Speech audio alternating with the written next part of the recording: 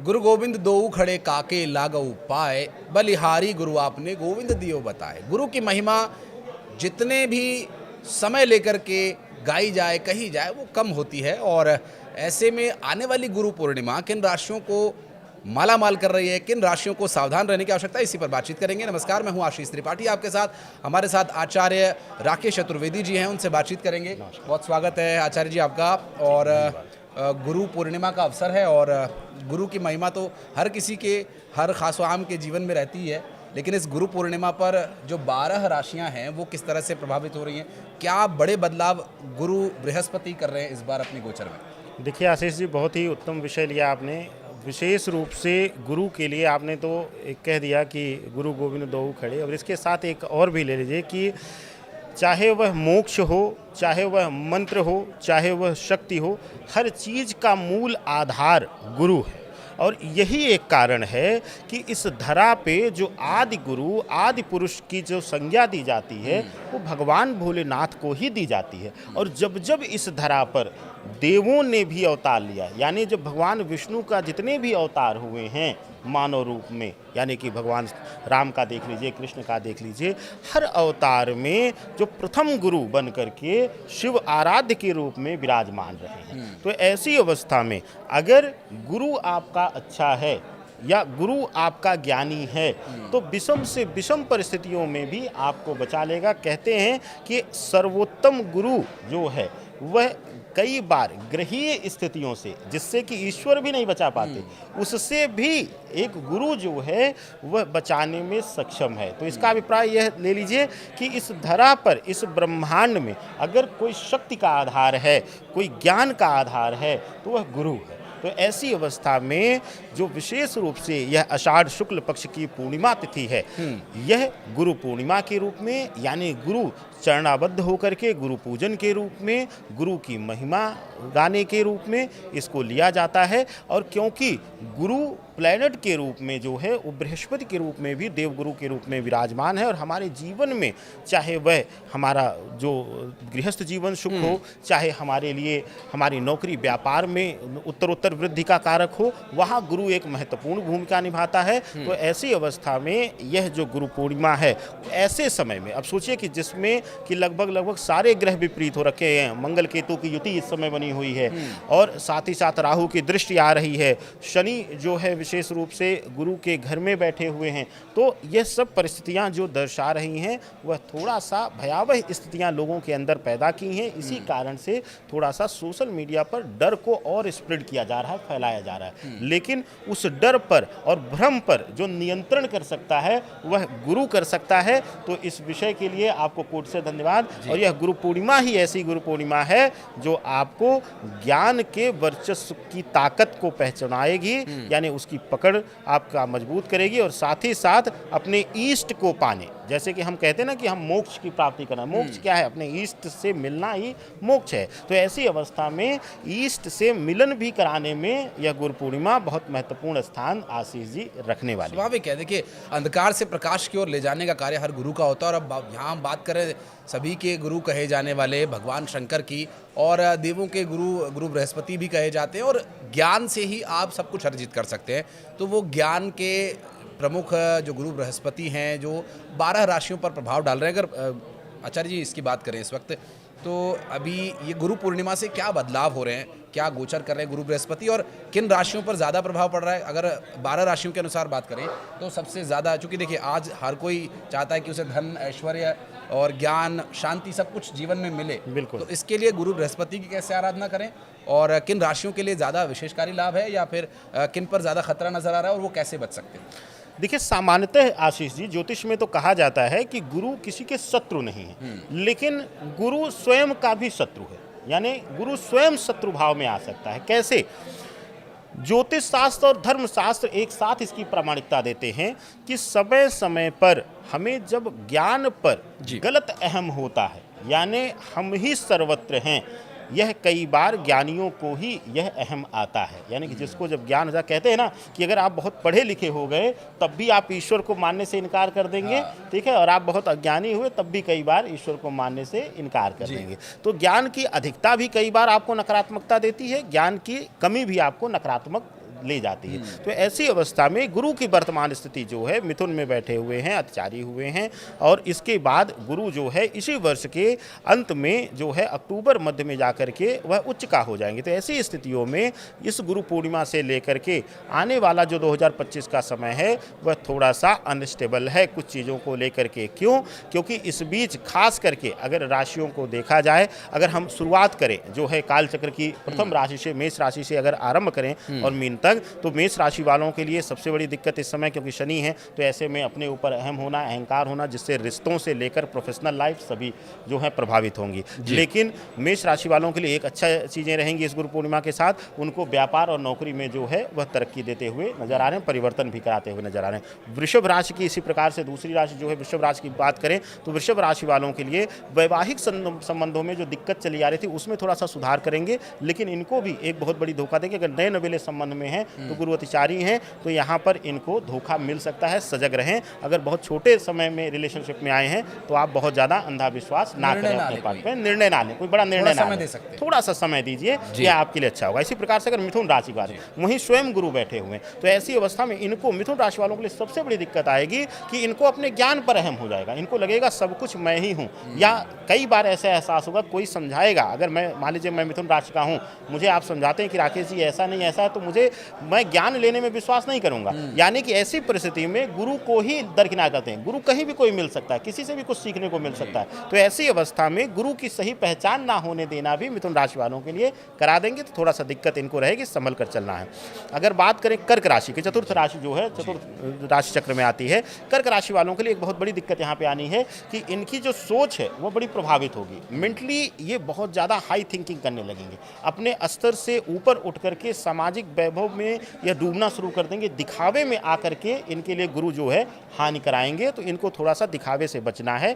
और जो पांचवी राशि है विशेष रूप से सिंह राशि, जो आशीष जी, सिंह राशि के जातकों के लिए एक बहुत बड़ी दिक्कत है, क्योंकि केतु यहीं विराजमान है और गुरु केतु का जो प्रभाव है वह सबसे बड़ी दिक्कत देता है। अगर विद्यार्थी कोई होगा सिंह राशि का तो उसको एजुकेशन में रुकावट दे देंगे, मन भ्रमित हो जाएगा, सही निर्णय नहीं ले पाएगा, सही स्ट्रीम का चयन नहीं कर पाएगा, यह बहुत बड़ी दिक्कत आएगी। इसके बाद अगर बात करें जो छठी राशि है कन्या राशि वालों के लिए आशीष जी एक बहुत बड़ी दिक्कत आएगी यहाँ पर कि उनके जो लोग हैं, अब यहाँ पर मैंने कहा ना कई बार ज्ञान की अधिकता भी दिक्कत होती है।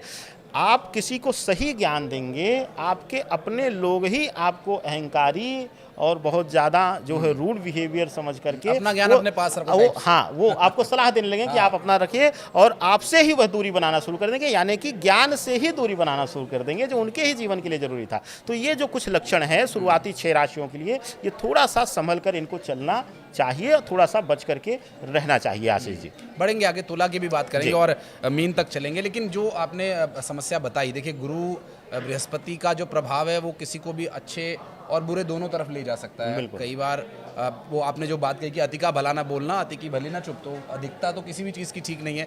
लेकिन शुरू की 2 राशियों को छोड़ दें, बाद की 4 राशियाँ जिन 6 का आपने बात किया उसमें ज़्यादातर समस्या एक ही तरह की है।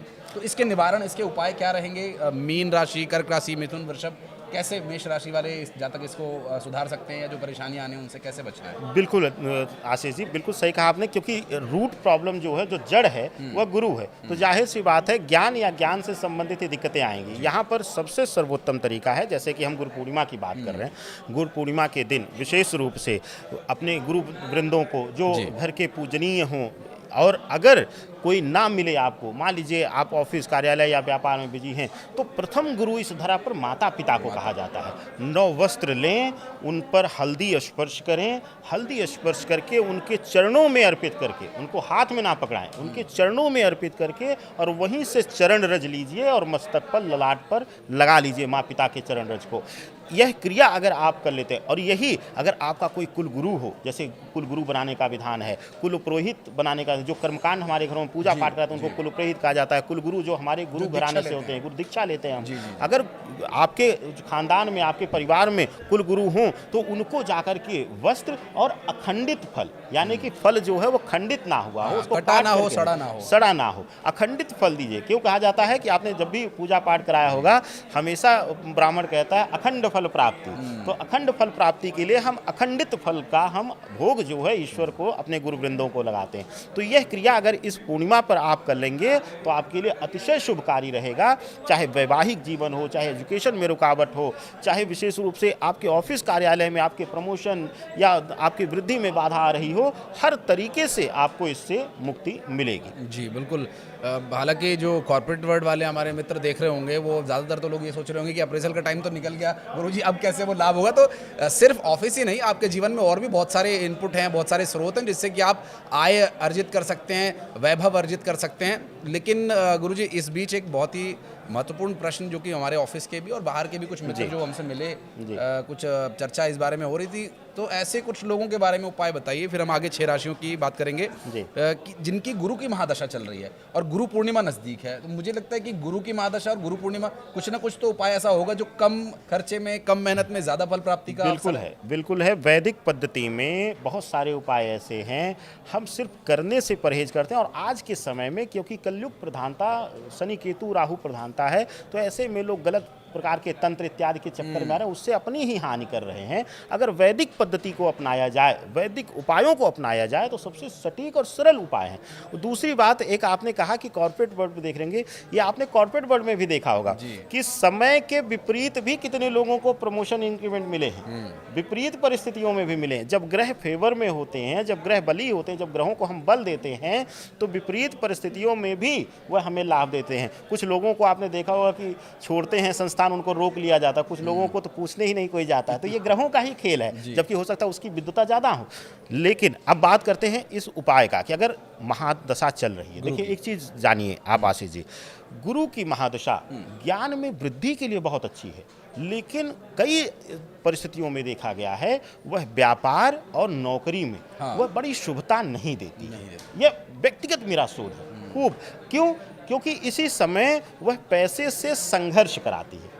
गुरु क्या है? सीख देगा, आपके जीवन से जुड़ने की विपरीत परिस्थितियां जनरेट करके उसी महादशा में आपको सीख देगा, सीखने पर मजबूर कर देगा। तो इसलिए सामान्य जीवन, हालांकि नकारात्मक नहीं है, ये भविष्य के लिए अच्छा है, लेकिन हम मानव जो हैं वह त्वरित फल में विश्वास रखते हैं। तो ऐसी अवस्था में गुरु की महादशा कई बार हमें आर्थिक दंड देती है, यानी आर्थिक संघर्ष कराती है। तो अगर किसी के भी जीवन में आर्थिक समस्या चल रही हो, गुरु की महादशा हो, गुरु की अंतर्दशा भी, जब भी देखिए अंतर्दशा में भी कई बार गुरु वही फल दे देता है। किसी ग्रह की महादशा हो और गुरु की अंतर्दशा आ जाए तो संघर्ष करा देता है। तो ऐसी अवस्था में अगर महादशा अंतर्दशा का भोग कर रहे हो तो आपके लिए सर्वोत्तम तरीका है, आपके घर में ही, आपके जो है विशेष रूप से मंदिर में ही इसका सबसे सरलतम उपाय है कि अपने इष्ट हों उनको विशेष रूप से वहाँ पर शिव को, क्योंकि प्रथम गुरु शिव को माना गया है, जब हम मंत्र उपासना करते हैं तो उसमें भी शिव को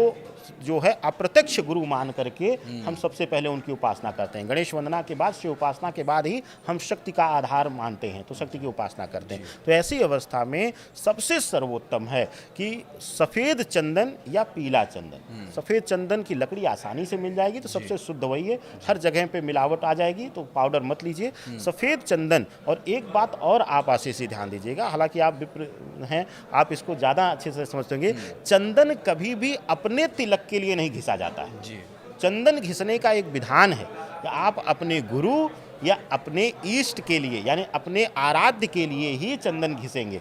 तो आप चंदन घिसिए और वही चंदन चाहे जल लेकर के, जल में डाल करके मिला करके प्राण प्रतिष्ठित शिवलिंग पर अभिषेक कर दीजिए, या घर में आप जो है चंदन का तिलक जो है अपने आराध्य इष्ट को, चाहे वह हनुमान जी हों, चाहे वह माँ लक्ष्मी हों, भगवती हों, भगवान भोलेनाथ हों, उनको आप लगाते हुए उसके बाद जब पूजन कर ले वही चंदन अपने स्वाधिष्ठान चक्र यानी नाभि चक्र पर और ललाट पर यह तिलक करना आरंभ कर दें। आप देखिए कि आपके जीवन से बहुत हद तक नकारात्मकता चली जाएगी। और गुरु की महादशा में, क्योंकि एक चीज़ और देखिए, गुरु की महादशा में अपने ज्ञान पर अहम आकर के ना कई बार लोग रिसर्च बड़ा करते हैं, मैं ये भी कर लूँगा, मैं वो भी कर लूँगा, मैं ये भी कर कर सकता हूँ, और उसी में पैर टूट जाता है, कुछ भी नहीं कर पाते। तो ज्ञान के नकारात्मक अहम को शांत करने में यह प्रयोग बड़ा अहम भूमिका निभाएगा। और सफ़ेद चंदन जो है वह राहु को शांत करके और शुभता प्रदान करेगा, गुरु और शनि की प्रबलता बढ़ाएगा, जिससे जो है चलित और अचलित अचल लक्ष्मी की भी प्राप्ति आपको होगी। बहुत ही सरल उपाय है गुरुजी। और कई लोगों के महादशा, कई चाहे शनि की हो या और किसी राशि की, तो उसमें बहुत बड़े बड़े उपाय होते हैं, लेकिन गुरु की महादशा का आपने जो सरल उपाय बताया, मुझे लगता है कि हमारे जो दर्शक हैं, चाहे वो किसी भी राशि के जातक हों, उनको इसका लाभ मिलेगा। और गुरु की जब महादशा खत्म होती है तो आपको ये बात महसूस भी होगी कि गुरु कुछ देकर गए हैं आपको, कुछ बेहतर करके गए हैं आपको। जिस ट्रेनिंग का जिक्र अभी आचार्य जी कर रहे थे कि ये ट्रेनिंग टाइम चल रहा है, ये टफ टाइम चल रहा है, तो टफ टाइम आपके लिए अच्छे मौके लेकर आएगा, तो इससे परेशान ना हो। और बाकी आगे बढ़ेंगे पंडित जी, अब क्योंकि कन्या, तुला, वृश्चिक, धनु, मकर, कुंभ, मीन, ये वो राशियां हैं जिनके बारे में अभी हमें बात करनी है कि गुरु पूर्णिमा की तिथि से लेकर आगे तक क्या स्थिति रहेगी और इन राशि के जातकों के लिए कैसा समय रहने वाला है। देखिए, बात करेंगे 7वीं राशि, 6ठी राशि तक, कन्या तक हम लोग बात कर चुके हैं। 7वीं राशि तुला है। तुला राशि वाले जो हैं शुक्र प्रधान है, शुक्र का स्वामित्व है, और ऐसी अवस्था में गुरु और शुक्र दोनों ही भौतिक जीवन के सुख के कारक है, यानी मैरिड लाइफ से संबंधित चीज़ों के। तो ऐसी अवस्था में तुला राशि वालों के लिए विवाह संबंधी जो रुकावटें होंगी वह अब इस समय दूर होंगी, इस गुरु पूर्णिमा से लेकर के। हालांकि इसी के बाद जो है अब लगभग 4 महीने तक जो है गुरु बृहस्पति के जो स्वामित्व कहे जाते हैं, यानी कि भगवान विष्णु जो हैं, जो आधार माने जाते हैं, वह जो है शयन मुद्रा में रहेंगे। तो लेकिन इस समय जो है वैवाहिक चर्चा चलना आसान हो जाएगा और उसमें आने वाली रुकावटें दूर हो जाएंगी, और इसी वर्ष के अंत तक कुछ न कुछ वैवाहिक शुभता इनको मिल जाएगी। यह इनको शुभता मिल रही है, लेकिन इनको एक सतर्क रहना भी है इस समय, इस गुरु पूर्णिमा से लेकर इस वर्ष के अंत तक की, क्योंकि यहाँ पर गुरु जो है अतिचारी होकर के फिर जो है उच्च के हो जाएंगे अक्टूबर में। तो ऐसी अवस्था में इनको अपने ज्ञान पर अहम करके गलत व्यापार या नए व्यापार की शुरुआत इस दौरान इनको नहीं करनी है, उससे बर्ताव इनको करना है जी। अब बात करते हैं आशीष जी, जो अगली राशि है वृश्चिक राशि। वृश्चिक राशि पूर्णतया जो है मंगल प्रधान है, और गुरु मंगल बड़े शुभकारी हैं। ये युति जब लेते हैं तो कहते हैं कि ये जो है सत्ता से अटैच होकर के, सत्ता से जुड़ करके राज सुख कराते हैं, यानी नौकरी कराते हैं। तो ऐसी अवस्था में इस गुरु पूर्णिमा से लेकर के आने वाला जो समय है वृश्चिक राशि वालों के लिए थोड़ा सा शुभकारी संकेत दे रहा है, क्योंकि मंगल भी नीच राशि से निकल रहा है। और गुरु पूर्णिमा पर अगर ये सही तरीके से अगर कुछ देखिए, यहाँ पर एक विषमता आएगी कुछ लोगों से कि कुंडली में ग्रह स्थिति कैसी है गुरु की। अगर गुरु उनके नीच के होंगे या पीड़ित भाव में बैठे होंगे तो थोड़ा सा विषम परिस्थितियाँ उनके लिए बनेंगी, लेकिन ज़्यादातर सामान्य रूप से वृश्चिक राशि वालों के लिए यह समय जो है शुभकारी रहने वाला है। अगर कोई इंटरव्यू है, कोई कॉम्पिटिटिव एग्जाम्स इत्यादि इस बीच होने वाले हैं इस वर्ष के अंत में, जैसे पीसीएस इत्यादि के एग्जाम्स होने वाले हैं कई स्टेट में, तो वहाँ पर उनको शुभता मिलती हुई दिखाई दे रही है। उनको वहाँ पर वर्चस्व उनका बढ़ेगा, उनको शुभता मिल जाएगी। बात करें अगर अगली राशि की धनु राशि, ये स्वयं गुरु प्रधान है, और गुरु प्रधान होते हुए आप सोचिए कि जब ये ढैया 7.5 में थे तो सबसे ज़्यादा प्रताड़ित शनिदेव ने इनको ही किया था, धनु राशि वालों के लिए, चाहे वो पर्सनल हो, प्रोफेशनल हो, हर तरीके से इनको डिस्टर्ब किया था। तो ऐसी अवस्था में यह जो गुरु पूर्णिमा, क्योंकि अभी जो शनि की स्थिति है वह गुरु के घर में ही है, मीन राशि में है, तो ऐसी अवस्था में इनको सबसे ज़्यादा जो सतर्क रहना है वह छल कपट धोखे से रहना है। किसी पर आंख बंद करके भरोसा करके व्यापार ना करें, किसी को आंख बंद करके पैसा ना दें।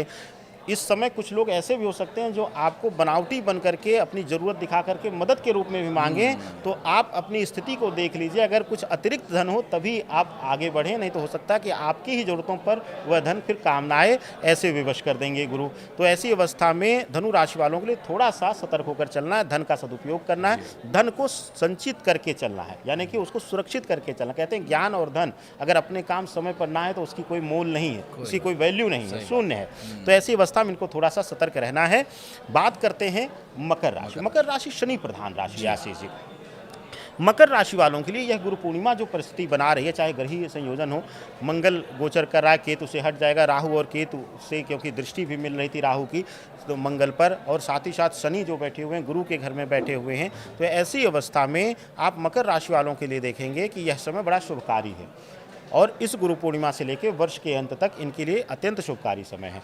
नौकरी हो या व्यापार हो, व्यापार में अगर स्थिरता नहीं थी, पैसे अटक रहे थे, नौकरी में अगर बेवजह के तनाव फ्लोर पर थे, कार्य करने के बावजूद भी आपके साथ जो है आपके वरिष्ठ या सहयोगी सहयोगपूर्ण भावना नहीं करे, तो उसमें सहयोग मिलना शुरू होगा, आपका प्रभाव बढ़ेगा, आपके कार्यों की जो अब तक आप सफलतापूर्वक कर रहे थे तब भी आपको जो है धिक्कारा जा रहा था, तो अब आपके कार्यों की वैल्यू की जाएगी, आपकी इंपॉर्टेंस को वैल्यू दी जाएगी, तो आपका मान सम्मान बढ़ेगा, जिससे आपका मन जो है एकाग्र होकर अपने कार्य में 100% लगेगा, तो और उन्नति के चांसेस बढ़ेंगे। जी। कुंभ राशि, बात करते कुंभ राशि की। कुंभ राशि स्वयं भी जो है वह शनि प्रधान है और यह वर्तमान स्थिति में राहु यहाँ पर विराजमान है। 18 मई से ही राहु विराजमान हो चुके हैं। और अगर स्थिति को देखा जाए, क्योंकि राहु भी शनि प्रधान है और जो शनि की स्थिति है इनके द्वितीय भाव में है, यानी कुंभ राशि के द्वितीय भाव में, तो ऐसी परिस्थितियों में यह गुरु पूर्णिमा जो है लेकर के और वर्ष के अंत तक, क्योंकि सबसे बड़ा जो गोचर इस वर्ष में होने वाला है इस गुरु पूर्णिमा के बाद, वह गुरु ग्रह का ही है और कोई बड़ा गोचर नहीं होने वाला है। बाकी सब छोटे जो 30 दिन या 15 दिन 20 दिन वाले ग्रह गोचर होते हैं वही होने वाले। तो ऐसी अवस्था में गुरु जो है गुरु पूर्णिमा से लेकर के आगे आने वाले समय में इनके लिए बहुत महत्वपूर्ण स्थान रखता है और द्वितीय भाव कुटुंब भाव में रह करके पारिवारिक समस्याओं से मुक्ति दे रहे हैं। पारिवारिक रूप से जो विवाद चल रहे थे, कोर्ट कचहरी से जुड़ा विवाद अगर वैवाहिक जीवन में था, उसमें जो है मुक्ति दिला रहे हैं, उसमें आपके फेवर में चीज़ें आएंगी, आपके पक्ष में आ सकती। हो सकता है कुछ बड़े वृंदजनों या गुरुजनों के सलाह से आप कोर्ट कचहरी से भी बच जाएं, ऐसी स्थितियों को भी जन्म दे देंगे। और अब बात करेंगे अंतिम राशि चक्र की, जो राशि है आशीष जी, मीन राशि, और यही विशेष रूप से शनि भी विराजमान है। और मीन राशि जो है गुरु की सबसे प्रिय राशि है, जलीय तत्व की राशि है। ऐसी अवस्था में मीन राशि वालों के लिए अभी जो समय है, गुरु का यह अतिचारी प्रभाव गुरु पूर्णिमा से लेकर के उसका उच्च का गुरु होना, यह दर्शाता है कि इनके लिए अभी थोड़ा सा संघर्ष बढ़ा रहे हैं। अगर नौकरी में कहीं दूर स्थान पर थे, परिवार से दूर थे और सोच रहे थे परिवार के करीब पहुंच जाएं, तो अभी कोई तिकड़म काम नहीं आएगा। कितना भी हाथ पांव मार लीजिए, अभी दूरी ही रहेगी, कम से कम अक्टूबर लास्ट तक। तो अभी आपको यह मेंटेन करना पड़ेगा, इससे आप निश्चिंत रहिए। दूसरी चीज, इस समय कुछ आर्थिक आकस्मिक व्यय भी मीन राशि वालों से करा सकते हैं, चाहे वह स्वास्थ्य पे हो, परिवार के माता पिता, क्योंकि गुरु कौन है, माता पिता हैं, तो माता पिता के स्वास्थ्य से संबंधित कुछ पीड़ा आकस्मिक आ सकती है, उनको कुछ आकस्मिक पीड़ा दे करके आपकी धन हानि भी कराते हुए दिखाई दे रहे हैं आशीष जी। तो जो उपाय आपने बताए वो सभी राशियों के लिए लगभग एक से, क्योंकि गुरु का ही ये सारा प्रभाव है और चूंकि इस बार गुरु अतिचारी भी हैं, 12 साल बाद ऐसे संयोग भी बन रहे हैं कि वो मिथुन राशि में प्रवेश कर रहे हैं। और गुरु पूर्णिमा जो कि पंडित जी, पहले तो ये गुरु पूर्णिमा की तिथि क्या है, एक बार हमारे दर्शकों के लिए आप क्लियर कीजिए, कब से किस उदया तिथि में मनाया जाएगा, क्या रहेगी? बिल्कुल, 10 जुलाई को जो है उदया तिथि में पूर्ण रूप से जो है पूर्णिमा तिथि का प्रभाव मिल रहा है और 10 जुलाई को ही पूर्णिमा सर्वमान्य तरीके से रहेगी। पूर्णिमा को स्नान, दान, धर्म इत्यादि की बड़ी महत्व है। और एक अभी आपने चर्चा किया कि उपाय, मैं उसको भी इसी में पूर्णता दे देता हूं, क्योंकि पूर्णिमा के महत्व की अगर बात करेंगे तो पूर्णिमा का महत्व जो है सबसे ज़्यादा वो कच्चा अन्न दान करने का। अन्न और वस्त्र, दो ही चीज़ों का दान जो है सबसे शुभकारी है। और कुछ मत करिए, कोई दिखावा करने की जरूरत नहीं है। नहीं जा पा रहे मंदिर तो मत जाइए, कोई जरूरी नहीं है, क्योंकि गुरु साक्ष्य रूप से, प्रत्यक्ष रूप से हमेशा विराजमान है आपके साथ। तो ऐसी अवस्था में अगर आप गंगा घाट पे नहीं जा पा रहे हैं या किसी पवित्र नदी के घाट पे नहीं जा रहे हैं, तो अपने घर पर ही स्नान करके गंगा जल पहले बाल्टी में डाल लें, उसके बाद जल उसमें डालें, क्योंकि हमेशा गंगा जल में जल को मिश्रित किया जाता है, जल में कभी गंगा जल मिश्रित नहीं किया जाता है। तो ऐसी अवस्था में आप स्नान करके कच्चा अन्न, पहले के आपने देखा होगा आशीष जी कि कहते थे उसको हमारे यहाँ सीधा कहा जाता था, जो भोजन की सारी सामग्री अन्नप्राशन का पूरा कच्चा अन्न जो है वो नमक हल्दी के साथ दान किया जाता था।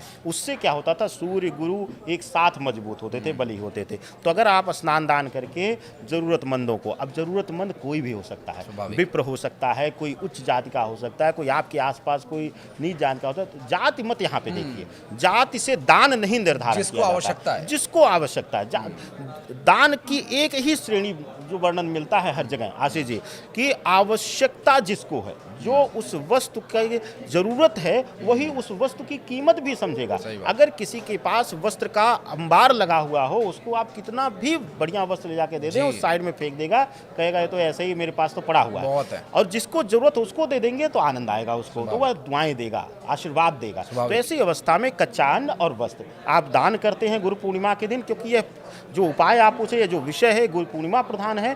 तो आप जब भी इस तरीके का दान करेंगे, कच्चा अन्न हुआ या फिर वस्त्र हुआ, अपने वृद्धजनों को, कोई ज़रूरतमंद हो, गुरुजनों को, तो वहाँ पर गुरु और सूर्य, क्योंकि सूर्य पितामह है, पितृ का कारक है, और गुरु की शुभता तभी मिलती है जब पितृ संतृप्त होते हैं। तो अगर वस्त्र और कच्चा अन्न दान दिया जाता है तो दोनों एक साथ तृप्त होते हैं, और हमारे जो है कार्मिक गुरु और धर्म के गुरु दोनों ही संतृप्त होकर के हमें आशीर्वाद देते हैं। स्वाभाविक है, क्योंकि 12 राशियों की स्थिति क्या रहेगी और मिथुन राशि में गुरु का जाना और उनके उपायों के बारे में हमने बात की। और देखिए, जैसा कि आचार्य जी ने बताया कि भगवान विष्णु जो कि गुरु बृहस्पति के संकेत और उनकी पूजा अर्चना करके आप उन्हें सुधार सकते हैं। और उसके लिए जो भी उपाय आपको आचार्य जी ने बताए, इसमें आप कौन सा उपाय करने वाले हैं, कौन से में कोई कन्फ्यूजन अगर आपको लग रही है तो आप कमेंट सेक्शन में भी आकर अपनी बात को क्लियर कर सकते हैं, हमें बता सकते हैं, और हम कोशिश करेंगे कि उसके भी हम आप तक उपाय पहुँचाएँ। और बहुत बहुत शुक्रिया आचार्य जी आपका हमारे साथ जुड़ने के लिए, बातचीत करने के लिए। उम्मीद करते हैं कि ये बातचीत आपके जीवन में, आपकी राशि में जो नकारात्मक प्रभाव बन रहे हैं उन्हें सकारात्मकता में बदल सके। धन्यवाद।